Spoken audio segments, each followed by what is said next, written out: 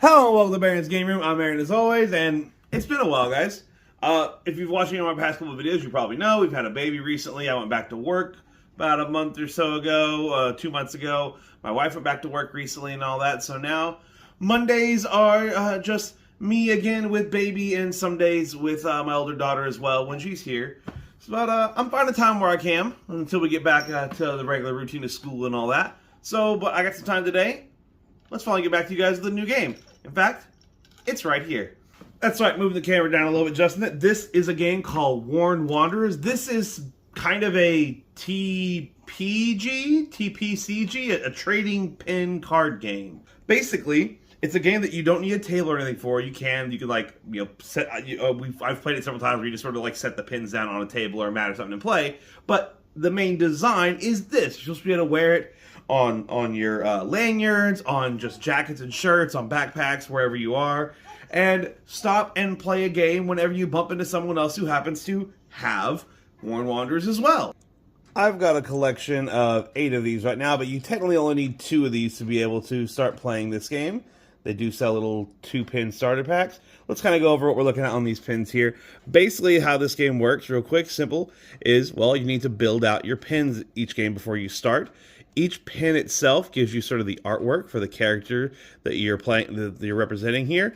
They give you a name, and this is one of the really important parts, is these little dots under here. These pips are your deck building limitations. Behind each card, you're always going to have 3, technically 4 cards. You're going to have 3 attack cards, and you're going to have a loot card. That's part of win condition stuff. And of those 3 attack cards, you're going to have 1 level 1, 1 level 2, and 1 level 3, which you can know despite the little lines, the squares, rectangles, whatever at the bottom of the card here. But you can't just put any cards behind them. No. So, based on these bits, these are how many you can put of these different color cards. There's several different colors of cards you can see. So, for Wilhelm Rex here, you're allowed to put up to 3 purples and up to 1 black. I decided to go with 2 purples and a black for my build. But yeah, that determines which cards you're allowed to put behind it. Up to 3 or up to 1, and up to 1, I guess, of the black. And each pin has their own combination. This one's can have up to 2 white, up to 2 red. The only thing that breaks that are grays. Grays are obviously the color of the loot, but there are attack cards that are gray as well. Let's see, I think I have it on this guy over here. Nope, not you. Where'd he go? There. Yeah, this one. Here we go. He goes red, and then I use a standard gray. Anyone can use the grays. And then I go a red again.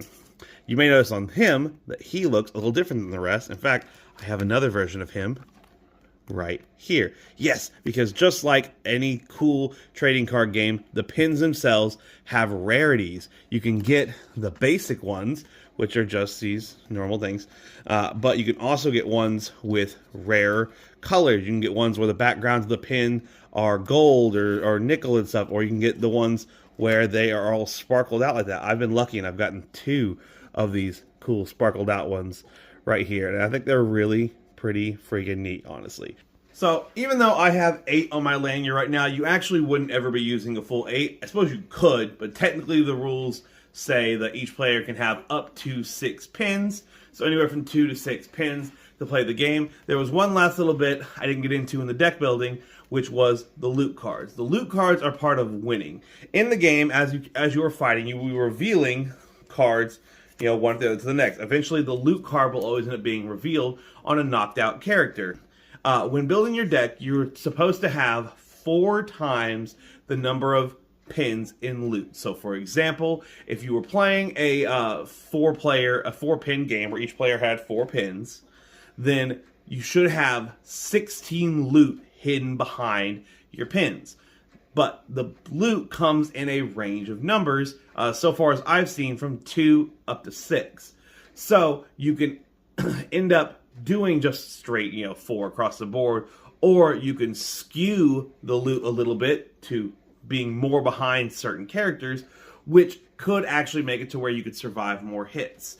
And that's a personal part that I really like of the game. I really like the whole, there's a little bit of strategy in deck building beyond just building the deck of where you want to hide that loot. Because you could just always keep it even. You could just say, I'm just going to keep 4 behind all of them, and then once you beat half my people, I lose. But again, if you take the risk of putting that higher number behind one of your characters, now as long as they don't find that one, it could be a thing where as long as they don't find it in your first 2 KOs, where your opponent has to beat 3 of your things, so it could keep you in the game longer, and that could be the difference between winning and losing. But let's get into how you win and lose otherwise beyond just finding that loot. So the game is actually super simple. All you do is on your turn, you're going to pick one of your pins, and you're going to pick one of your opponent's pins. So I could say that the Oak King here is going to attack, let's say, your Shifty Ray. Let's say you have Shifty Ray on your lanyard. All we would do is we would take both of our little pins here. We would look at the Oak King's power, compare it to Shifty Ray's defense, and vice versa. Compare Shifty Ray's power to Oak King's defense. If Oak King's power is equal to or greater than Shifty Ray's defense, then that's a successful hit, and vice versa. So yes, anytime you declare an attack, you're not safe from being hurt. You could always take a hit even when you're attacking, and you have to attack with one of your pins each turn. If it is a successful hit, then you will simply take the top card and rotate it out of the way. Now, it's off to the side, and you've revealed your next level card. This is taking a hit. This changes what effects you have, what power you have, and like I said earlier, if you take too many hits, eventually your loot will be revealed, and this character will be knocked out. KO'd. Out of the game. Loot revealed. Now, you may notice all these words I've got on a bunch of my pins here. These are abilities they have, and there is quite the array of them. This little lanyard I got, thankfully, has a little quick reference of all the rules, so keep it on me. I will say this lanyard does not officially come with any starter packs or anything. I ran into a really cool guy at a convention who was nice enough to give me this lanyard and one of these pins and all that. And Q, if you're watching this, thanks, man. I really appreciate that. But you could, again, wear this on any lanyard. When you buy a starter pack, it will come with rules that'll give you the in-depth on how to use any of the effects and all that, and a quick guide on the back as well. And again, there are so many different abilities. In fact, man, I say, if you can see the back here, there are a ton of different abilities that really can shake up gameplay and all that. We were playing this last night, and man, there's some abilities that you think are really great, and then you realize, oh no, they only trigger when I'm defending or when I'm attacking, and that can totally change how effective they are based on that character's stats and stuff. And there's really quite a bit of depth and strategy in a simple little game. The game flies by super quick and all that, but it doesn't mean at any point when I've been playing this that I haven't been really thinking about what I'm doing for the turn. And that's really great. I mean, that's what you want in a good little, trading card game. In any game, really, right? Unless you're just trying to do some dice chuck and hope for the best of luck, right? You want to think about what you're doing, and they succeed at doing that. Oh, and actually one thing I kind of forgot to mention earlier, when sort of setting up before you start playing the game, is actually the placement of the pins matters too. So each player should have the same number of pins in a fight or whatever, but also technically you should have them arranged into 2 rows of 3, or if up to the 6 players. So if you're only using 3 pins, just sort of imagine you have a sort of 2 rows of 3 area to place your pins. Placement is actually important to some abilities, like Mend here. Mend allows you to heal, but only adjacent characters. So if I had my characters lined up, if these were the 3 characters I was using for this game, I couldn't have Terry here heal Ishad or back. There's also things like Combo, which is something as well. Combo lets them gain the stats of their adjacent characters. So yeah, their placement actually is important too, which is just such a nifty little thing. It's a game you wear on you, and they didn't have to make placement important to it, but they did, and that's really neat. And again, that can really change and be important to how game flows and all that.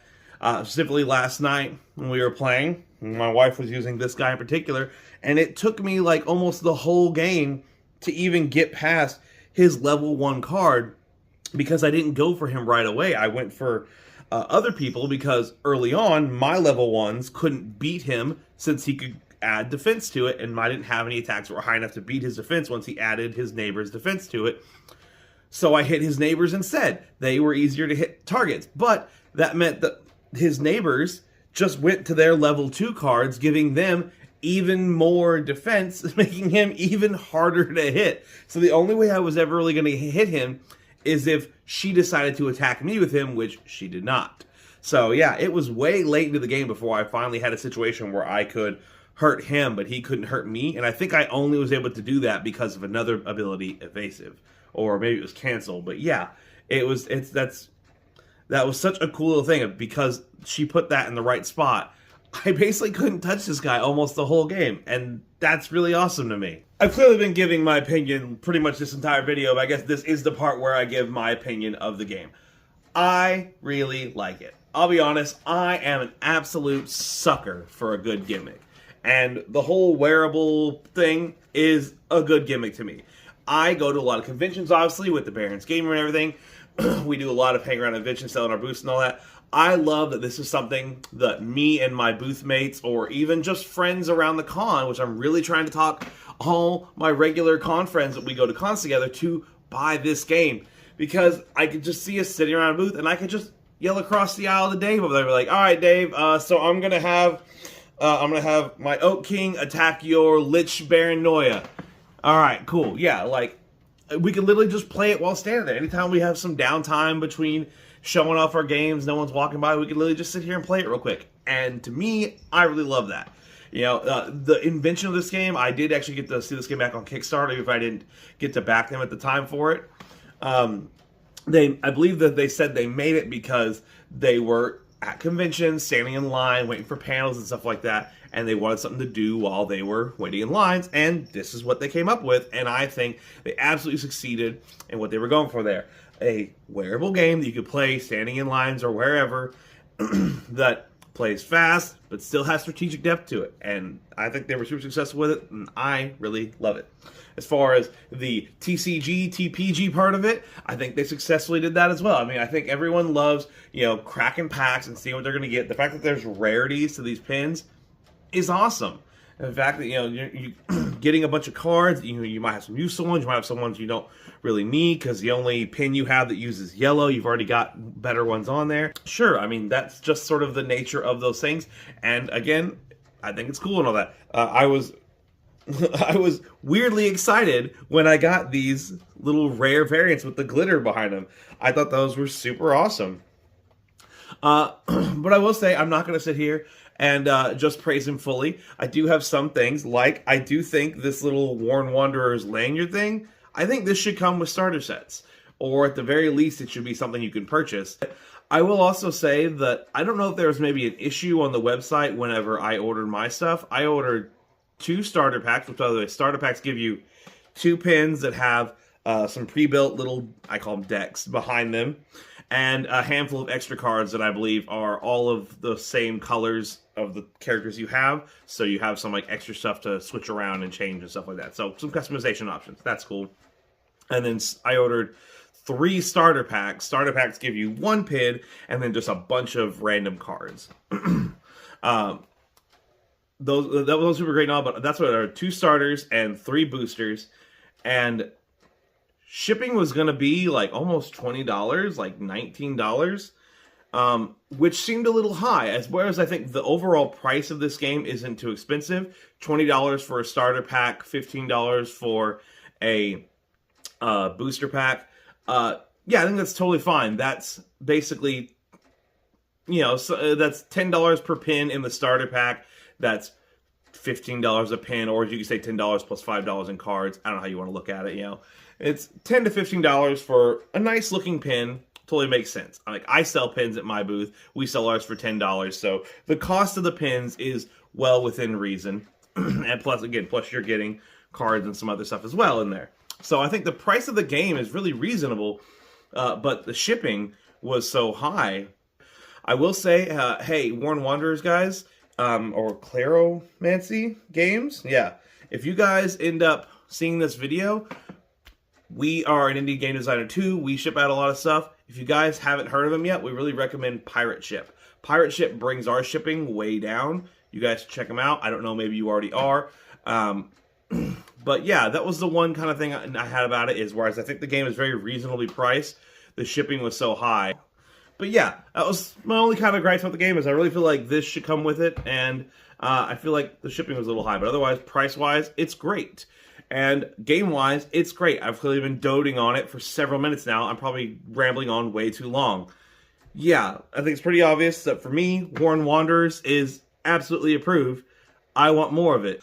The pins are a cool collectible. The cards are a cool game. Worn Wanderers is absolutely Baron approved. Everyone go buy some so I can kick your butt at the next convention.